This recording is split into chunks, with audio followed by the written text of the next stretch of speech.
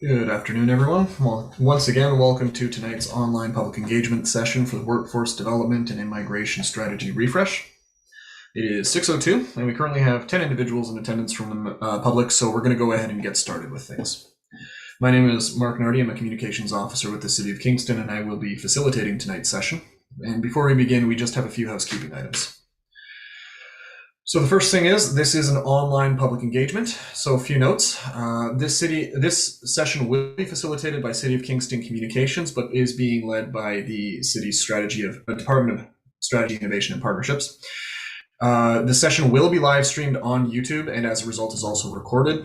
If at any point in time you'd like to watch this session, you can go ahead and find it on the city's YouTube page, and a recording of it will be available immediately after this session is concluded. Also, for your awareness, video, microphone, and chat features have been disabled for this session. Any questions and comments that you share will be visible to other attendees, so please bear that in mind when you are sharing any questions or comments. Sometimes technology problems do happen, and on Get Involved Kingston, we have a list of common technology problems that you may encounter, as well as some solutions for those. First things first is you can adjust your view options if you're having a hard time seeing both the presentation or the individuals presenting. You can also rejoin using the provided link in your registration email. You can also call into the meeting using the phone number and webinar ID that was provided in that email. And lastly, if you're having issues with your Zoom access, you can try logging out, logging back in, and if that fails, again, you can follow along live on YouTube. Because this is an online webinar, we do have two mechanisms for asking questions. If you have a question at any point in the session, you can use either the Q&A feature or the raise hand feature. You see a little image of them at the bottom of the screen there. If you click the raise hand button, which you'll see in your navigation bar, a little icon will appear by your name. I will then go ahead and acknowledge you, unmute yourself, and you will have an opportunity to ask a question. Once your question is completed, I will then go ahead and mute you again, and staff will answer your question or acknowledge your comment. If you have a follow-up question, just raise your hand again, and we will go ahead and follow the same process. For the Q&A, if you click the button at the bottom there, it will prompt a separate window, and you can type any questions you have in there. And staff will be able to either type responses or, again, verbally respond to any questions that you have there. We will receive them on a chronological basis and try and move through them in that way, just to make sure that everyone's questions do get acknowledged. Lastly, on the screen here are the guidelines for participation. These structure all of our online engagement sessions. So I'd like to give everyone just a moment to review the guidelines for participation. And if you have any questions, concerns, or comments about them, please raise your hand.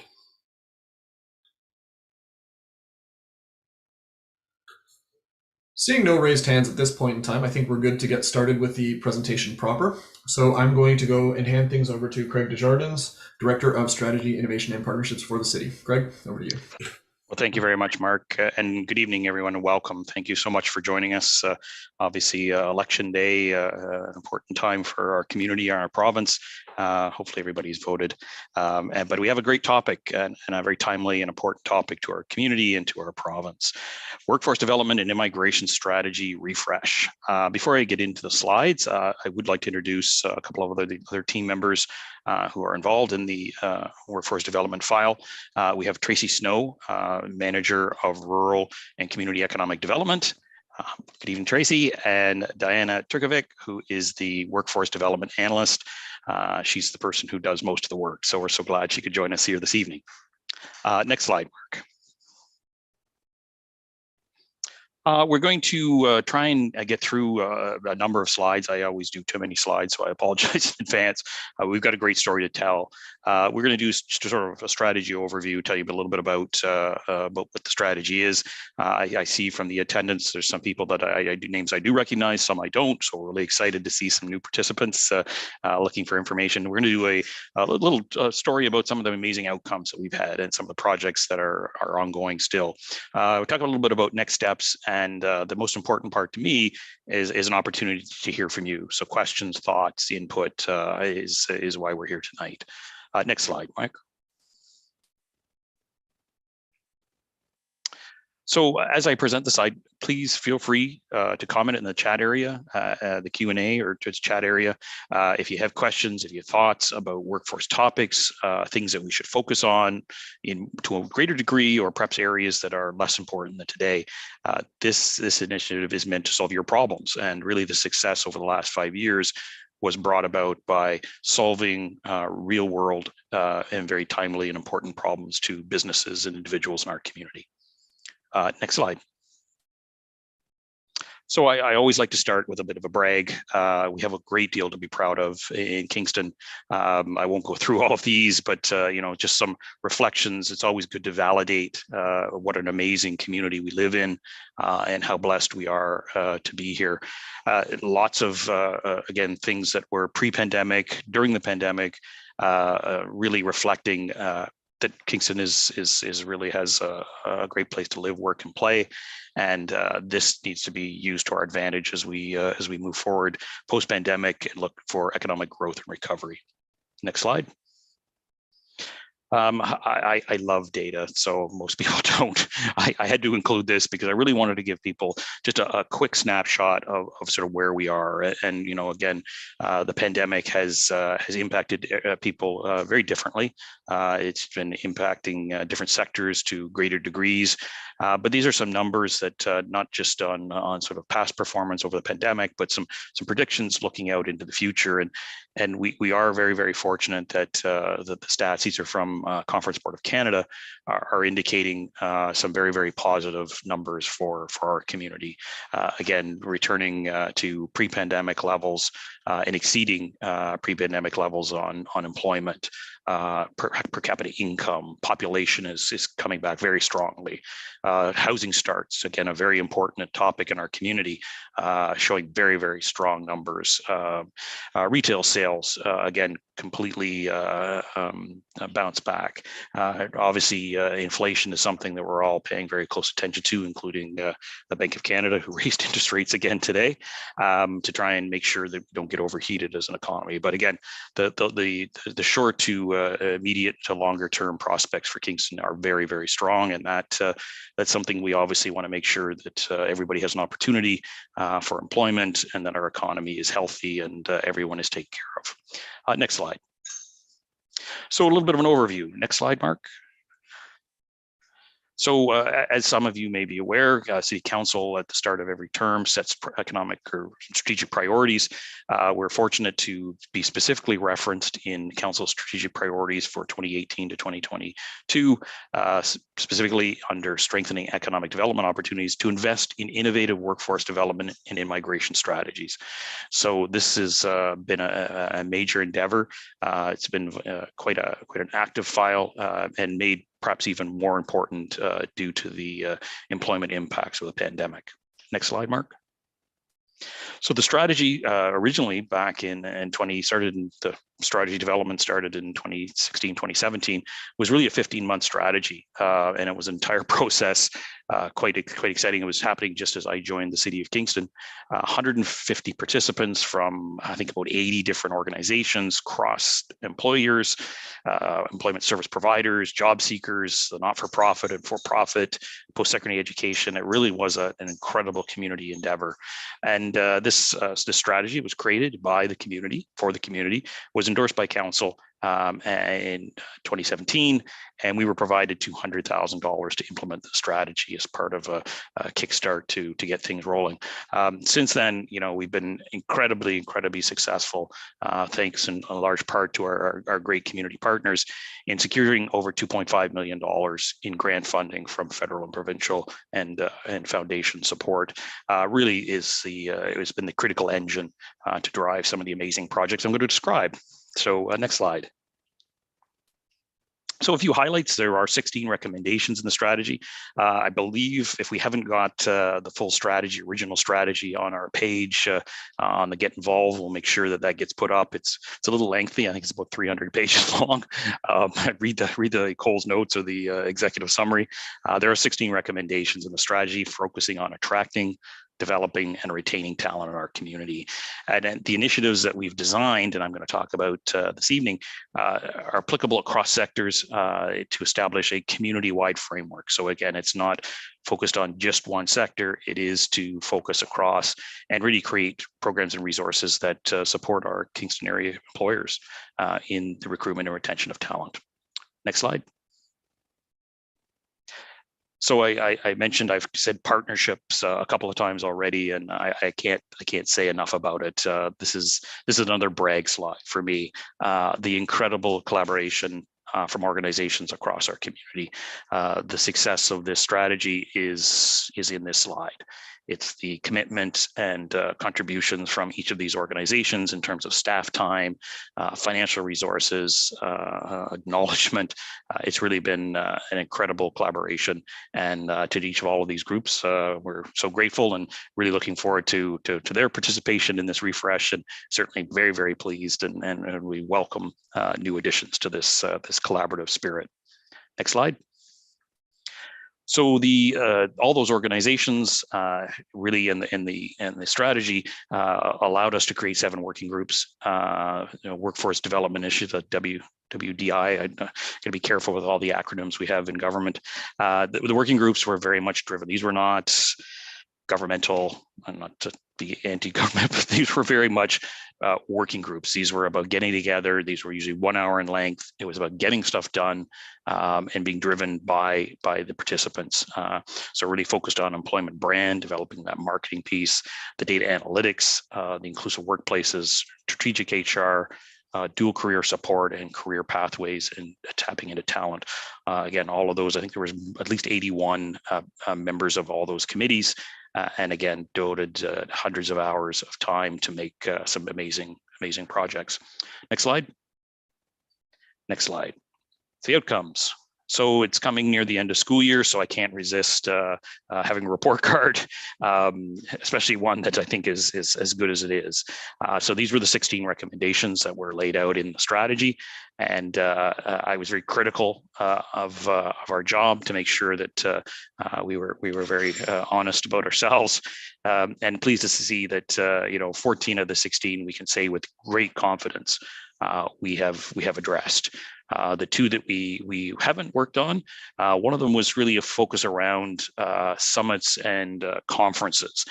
There was very intentional plan when we launched the strategy that would be something that wasn't going to be a main priority. We've had workshops that have been very successful. We've had a number of training sessions and learning opportunities, but we didn't really pursue that sort of summit series. That wasn't a direction that anybody seemed to want to focus on. That it may be something that we consider as we sort of move into this next phase. The other, again, is I think is now extremely important, is placing a priority on talent development and learning. I think we had so many other initiatives that the marketplace had identified that we hadn't really focused on that. I would suggest that might be something that we want to talk more about. I would say upskilling and reskilling, either through micro-credentials or other sort of ways, is certainly a theme that I'm hearing a great deal when I'm out talking to businesses and individuals looking for work. So again, lots of great progress, still a little bit of work to do, but that's why we're here tonight. Next slide, please. So let's get into some of the key pillars. The first one is talent attraction, and this was a major focus with the creation of a web platform called Possible Made Here. Next slide, Mark. So the talent attraction platform really is a technology platform that is artificially intelligence powered. It's data driven. We have an English and a French site, and it's being used as an attraction tool. And it's really got some amazing tools, and I have a slide to just sort of spell it out.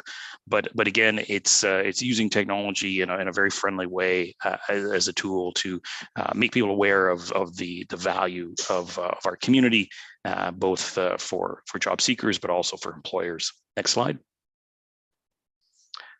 So the tool has incredible number of tools on it. One of my favorite is the cost of living indicator calculator that again compares our community to other communities.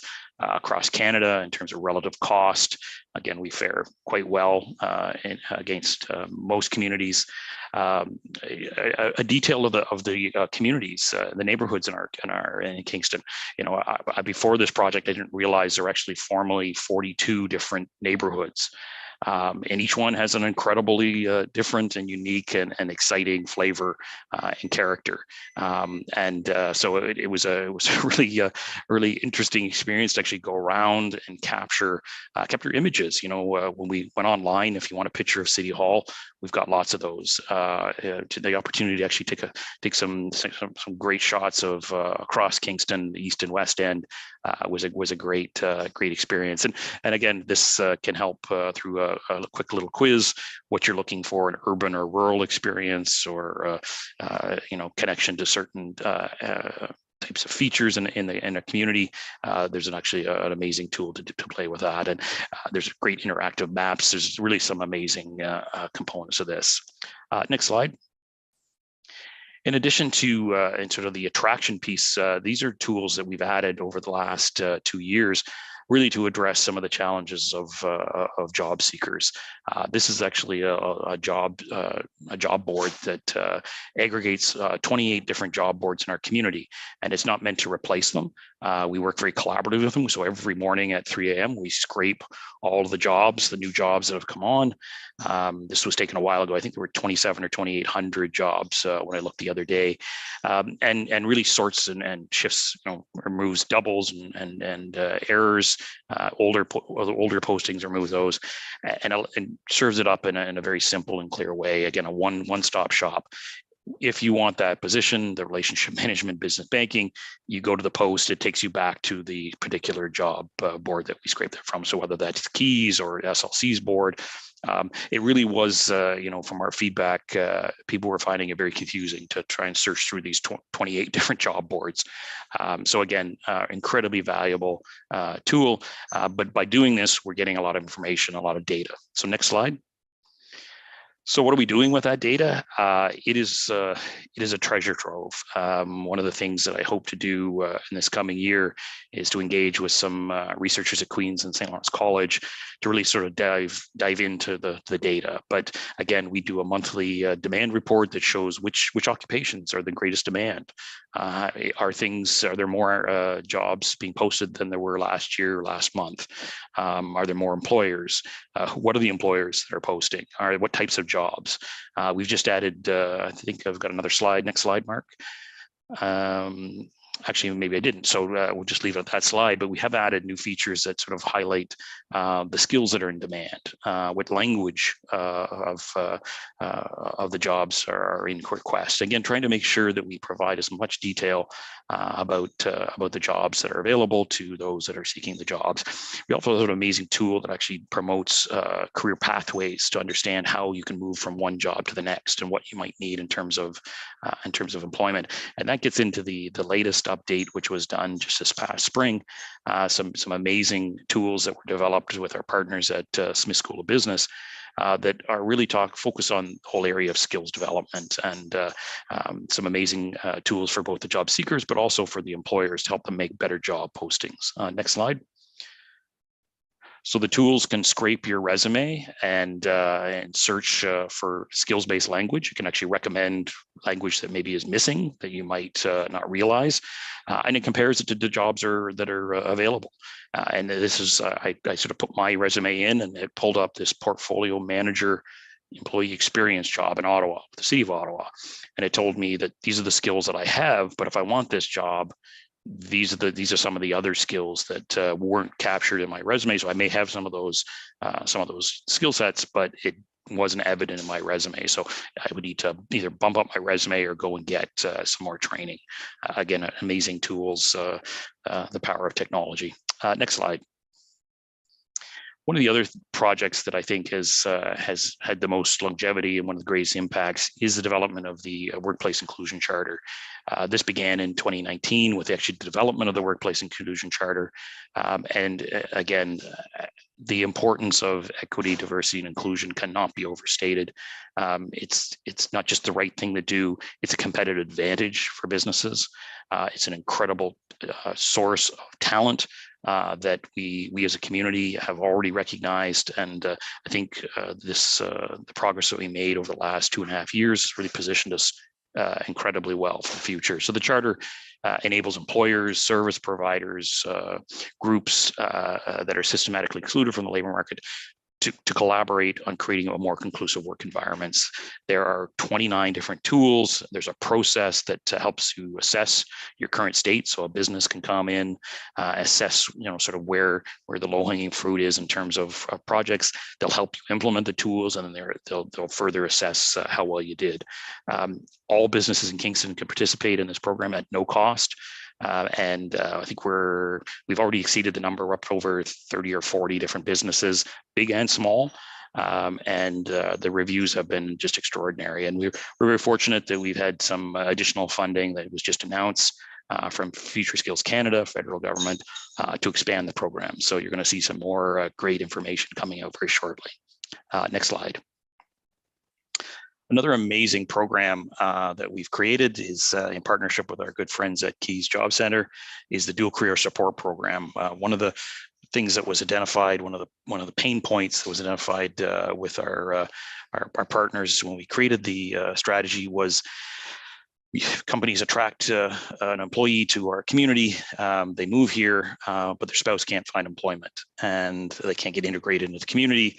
And after 18 months, they pack up and they leave. And that's a huge cost to the people that came here, but it's also a huge cost in terms of replacing that person to the business. So this is actually a concierge service. We have an amazing relocation specialist who knows everybody, knows all the businesses, knows where the jobs are. But what's amazing is how this position has really morphed into a guide, not just for career advice and job search, but networking, for schools, for housing. I was joking the other day, I think he does everything but matchmaking. He won't find, there's no dating involved. But again, the service is incredible. It's really about integrating families into our community. I think he was involved in helping with the hockey leagues just recently. Again, we want to make sure people are welcome and that they stay and enjoy everything that we've come to love. Next slide. One of the other tools that we've developed, and this was actually done during the pandemic, we got some grant funding, was the creation actually of a talent attraction campaign. It was certainly a very odd time to be running an in-migration campaign. We actually targeted sort of remote workers in the GTA as this was more of a technical experiment to see how we could do it. We've created three different campaigns, videos, and then pushed it out on Twitter and mostly Twitter, but some on Facebook. Some great reach, some amazing results, and quite a few people that signed up and wanted to move to Kingston. So we were facilitating that. Next slide. This was, one of the things we did was we actually asked them some questions. So what really prompted your desire to move out of Toronto? Cost of living was not surprising. Desire to own your home, again, with just astronomical prices in Toronto. Pace of life, I think important, and access to outdoor activities. Again, very important topics. What was really, I think, important to us is what stage of life were people in? And what we found was, we had a lot that were in the established career, sort of mid-career remote workers. So it wasn't just the remote workers that we really targeted. It actually was quite evenly spread. Early career builders, recent grads, and self-employed. So again, a very broad cross-section, which was very, very positive. Next slide, please, Mark. So some of the current initiatives that are still underway. Next slide. One of the topics that we have heard over the last 5 years, not just certainly here in Kingston, but across North America, is access to family physicians.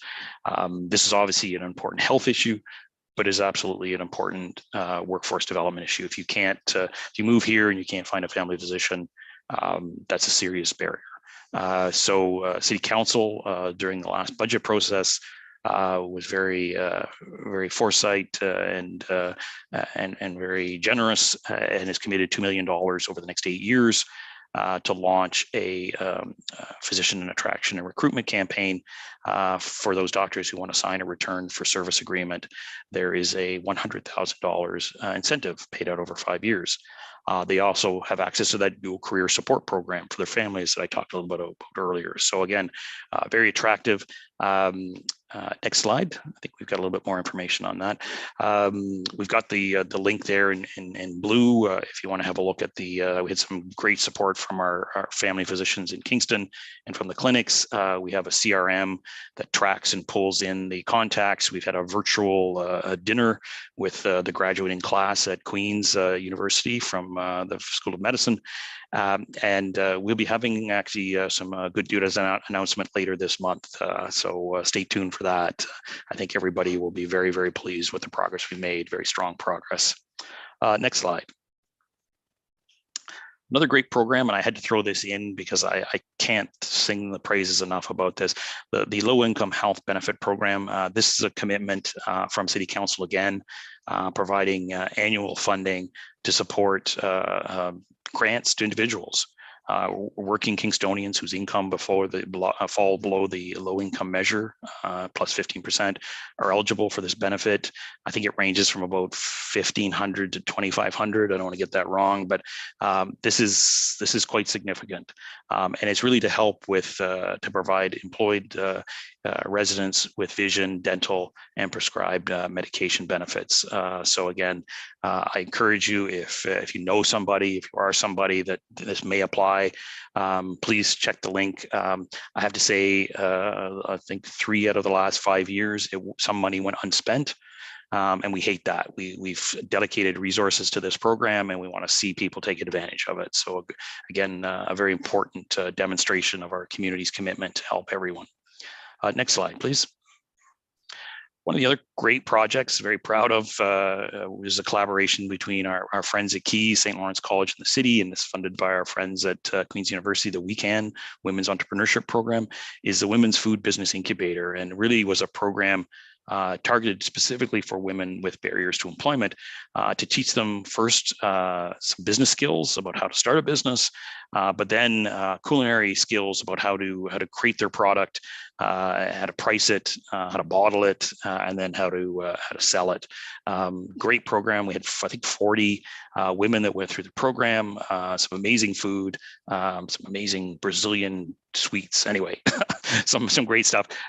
We're actually expanding and continuing that program with a project that's creating a new social enterprise at Portsmouth Olympic Harbor, where we have 10,000 square feet with a commercial kitchen. And if there's anybody interested in talking more about that, happy to chat. We're just at the early stages, but this will expand to everybody, not just women.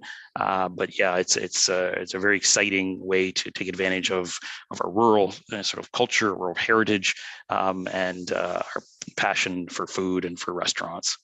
Next slide, please. Some initiatives are just underway. One that was just announced, I think 3 weeks ago now, the Kingston Region Community Training Farm project in partnership with Loving Spoonful, Corrections Canada, St. Lawrence College in the city.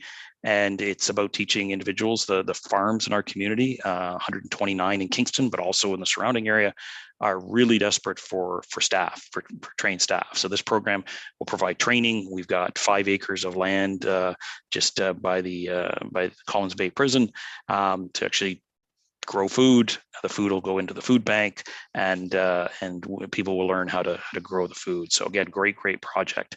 We're doing some amazing work, just getting underway now, a Francophone talent attraction program, really understanding that we need more bilingual healthcare workers. There is a very strong demand for bilingual talent, and we need to target that. They need to understand the opportunities here in Kingston. So that program's getting underway. Certainly one of them is bilingual family physicians, and that'll be something we're working on. Another sort of critical occupation that we all recognized during the pandemic was childcare, ECEs. So we've just begun an initiative for workforce development. We're very very pleased that the government has announced the $10 a day daycare, but that doesn't mean much if you can't find any places. So we need to make sure we have enough workforce, and that could be private or that could be not for profit. But again, very exciting initiative. Next slide. So next steps, what's going to happen with the strategy refresh? There's so many issues that need immediate attention rather than take 2 years or a year to develop a great big strategy. We're going to do sort of a rapid, agile approach to strategy refresh, and that's where all of you come in. Next slide, please. So as part of the refresh, again, it's a recognition that the COVID-19 pandemic has really changed the employment workforce space, both for employers, but also for job seekers. Several sectors still continue to struggle. Arts and culture is one of the ones that has been slow to return to pre-pandemic levels. So how do we make sure that as different sectors are impacted differently, how do we target support?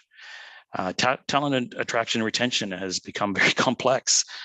Some now can work remotely. What does that do to employment, and how is the expectations of employment change with this new advent?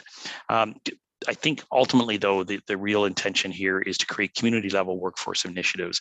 This has been the success that we've had over the last number of years, and this will be our strategy going forward. I would say of the sort of pandemic response efforts that took place, both economic and social, Kingston's success has been working together as organizations and individuals, making a contribution, planning strategically, and then executing rapidly and being agile.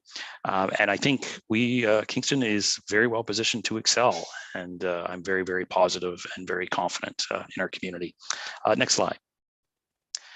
So what we're keen to understand is what issues do you think? I certainly am out talking a great deal to organizations, individuals. I hear a lot about workplace mental health.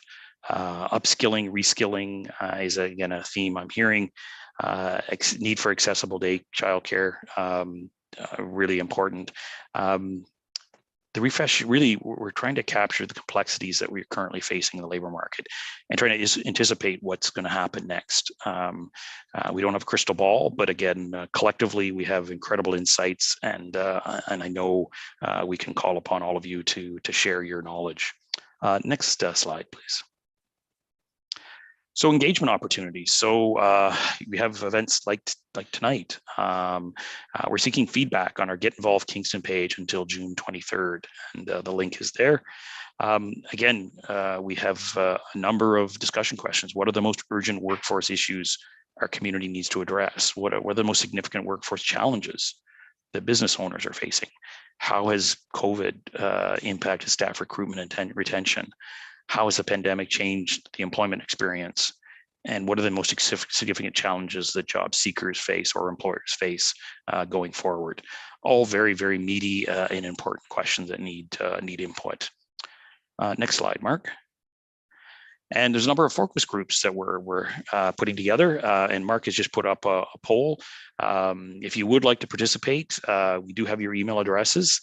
If you don't want to, that's no problem, but please feel free we'll send you a link to the different dates, and you can choose whatever one we've got on the 14th, the 21st, and the 23rd.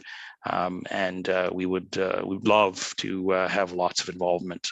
Again, our success in the past has been based on getting as much information as we can about the current market conditions. Great. So next slide, Mark. So if you want to get involved, again, all those working groups, I don't know how many we're going to have this time, but I suggest it's going to be a couple at least. If you do want to get involved beyond the focus groups, if you're super keen, please, by all means, contact myself. Diana's probably a better contact. She'll get right back to you. I might get a lot of emails every day, so I might be a little bit behind. But please, we're always looking. It is a lot of fun. It's not a lot of nonsense or formality. It's about executing, and we could really use your involvement. Next slide. So discussion. How did I do? I went a little bit. I was trying to shoot for 30 minutes. I've gone a little bit over, but hopefully we've got enough time to get some comments. So next slide, Mark. So we'll open it up. I've got, I think, 2 or 3 questions. I see a comment from Bill Stewart. Good to see you, Bill. What strategy themes that I've talked about do you think we should continue and expand? Is there anything that really struck a chord with you with respect to some of the work that we've done? I'd be curious. Feel free if you want to put up your hand, or again, provide a chat or a Q&A.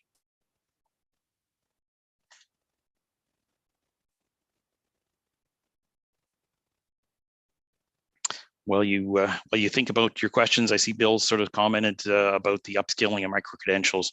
Sorry. Would you like to see the province work with municipalities to connect them with employers and post-secondary students to identify and promote in-demand skill trades? Yes. So Bill, one of the interesting projects with all this data we have now. So again, we have a pretty good sense now of what skills are in demand based on the job postings. We're scraping and using artificial intelligence. One of the projects we'd like to do is figure out how do we take that data and get it into the hands of the people like John Conrad over at St. Lawrence College, to more rapidly respond to either micro-credentials or new programs that might reflect demand from the marketplace. Sometimes it takes, with the process, it takes a lot of time to sort of move through. How do we become more agile and responsive? Dan, is that Dan Henry, I think? I think a small business trades business process support cooperative team might help. Very interesting. I like the model process support co-ops. That's very interesting. I see Alan in the development of its workforce development strategy. The City of Kingston request as many public and private organizations as possible share their individual comprehensive human resource plans. We're always happy to see, again, it is very much a share and share alike process. I think in our experience over the first 5 years of the initiative, we had great collaboration. We actually had a meeting the other day, Kingston Health Sciences, the city.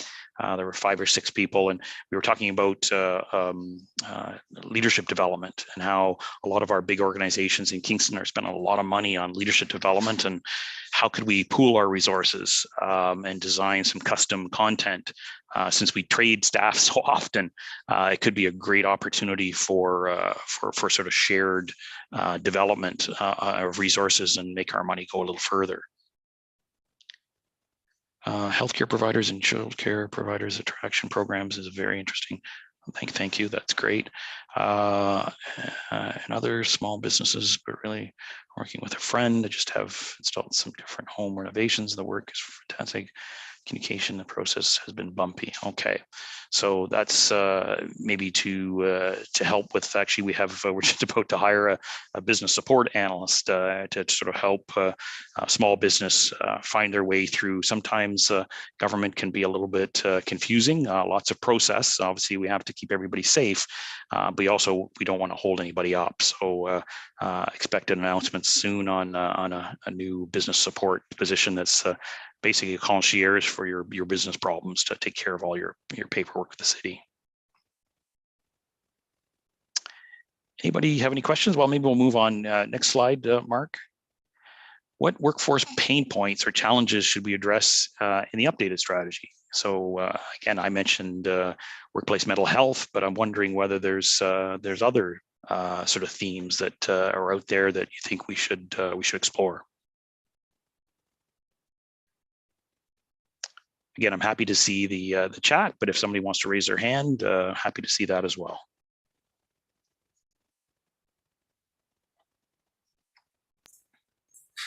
Okay, Craig, so we do have a couple raised hands here. Great. See Dan here. Dan, I've gone ahead and invited you to unmute yourself. You can go ahead. Thanks, Eric. Yeah, thanks again, guys. I love this stuff. I really think it's really important to look at kind of the pieces of the whole and just look where we can support and bring things together, make more efficient. So one thing for those notes regarding the trades-based stuff, again, I think it's not just the government interaction, but even things like how, the business support, like the invoicing and even helping with process communication, not just marketing, but I think some of it is the more, he's great at putting things in a house, but he needs some help there. And I'm kind of working with my one friend, but I've seen that with others.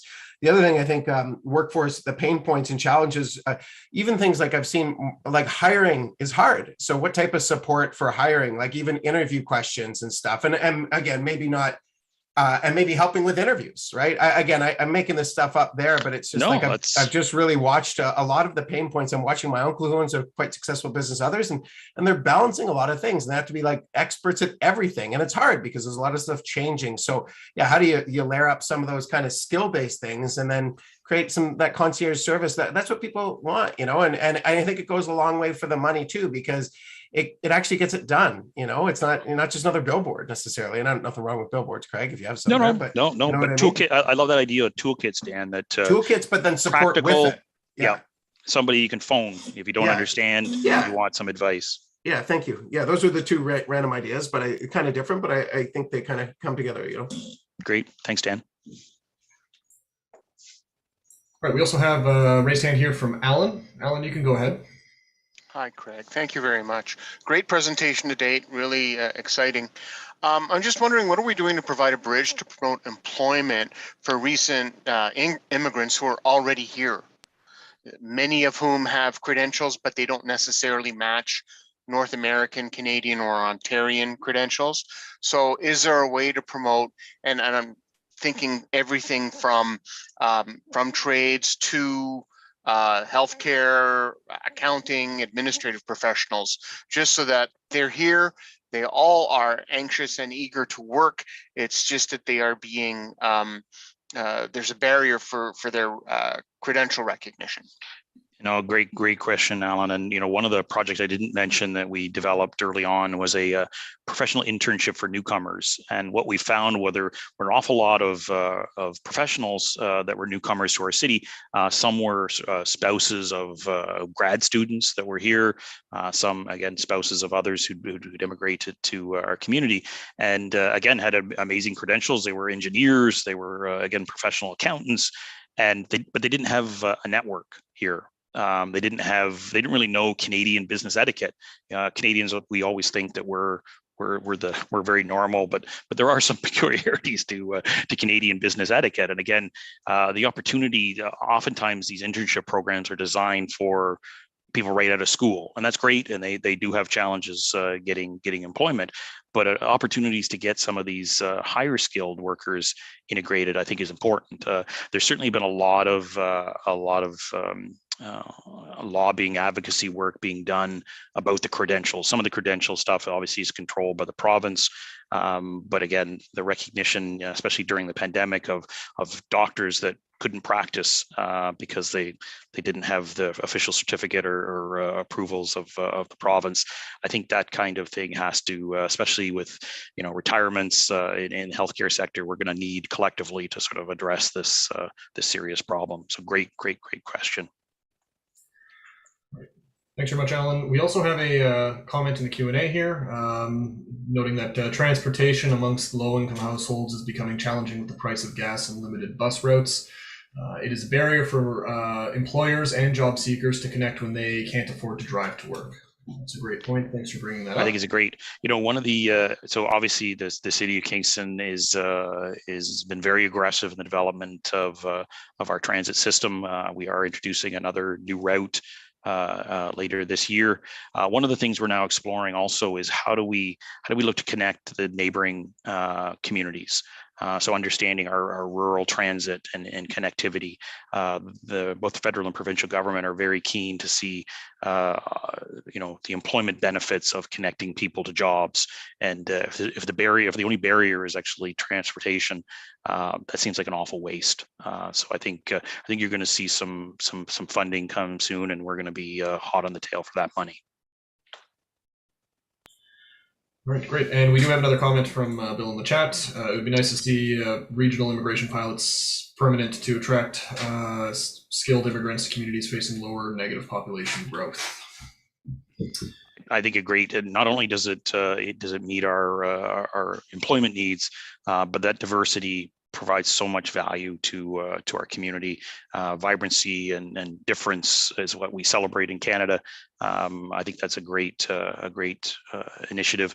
Something we certainly should chat more about with our partners at Keys. They're doing a lot of work with immigrants, newcomers, and how do we get more. I know there's some. I don't know whether any of the Ukrainian immigrants have landed in Kingston yet. That's something we should find out. And just a note to all session attendees, I'm copying questions or comments that come in through the chat, but if you do want something logged as part of the public engagement record, put it in the Q&A because we can run a report based on that. So it'll make sure that we capture all of your comments 100% accurately. Having said that, I see that Amy's got her hand raised here. So Amy, I've gone ahead and activated your mic. You can go ahead. Hi, thanks so much, Craig. Thank you so much for that presentation. It was great and great to see the Your Way program in there as well. My comment is about, so currently St. Lawrence College is working on a Skills Advance Ontario grant to upskill job seekers in the construction industry specifically, and working on, programming like brick and stone restoration, heavy equipment operator, concrete forming, those types of things. I think that some of the challenge that we've had is connecting and motivating job seekers to enroll in these programs. And so that would be one thing that I would love to see some more conversation about, how we engage those job seekers to get them into the programming.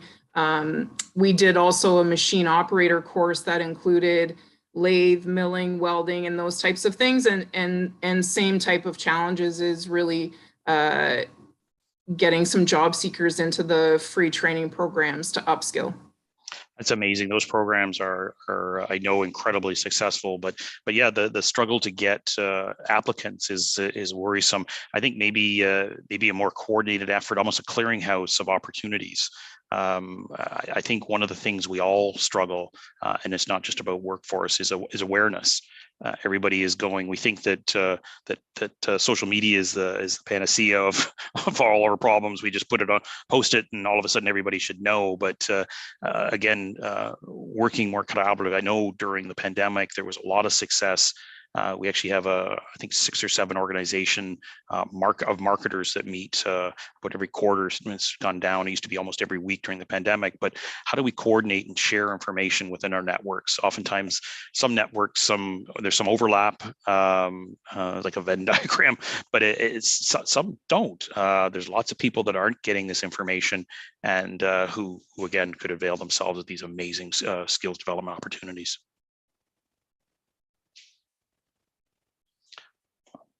Mark, I can't remember whether I had another question or not. So do you want to advance the slide? I can't. Looks like it's just the conclusion slide. It's just, okay, so good. We'll leave this one up there. Do we have any other comments or questions?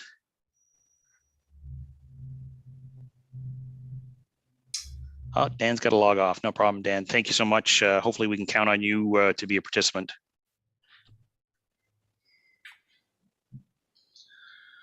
It doesn't look like we have any other raised hands, comments, or questions, Craig. Well, again, all I can do is say thank you very much for joining us this evening. This is going to be a very exciting initiative. This is about collaboration and community, and workforce development will be the hot button issue for our economy, I believe, for the next 5 to 10 years. We also are still dealing with the retirement of the baby boomers, which is adding sort of, supply shortage and demand, impacting the supply of labor. So this is something we have to be on top of. And again, if we're as successful as we were the first 5 years, we're going to have some great fun. So please feel free to reach out and join us. It's going to be a great time. Thanks very much.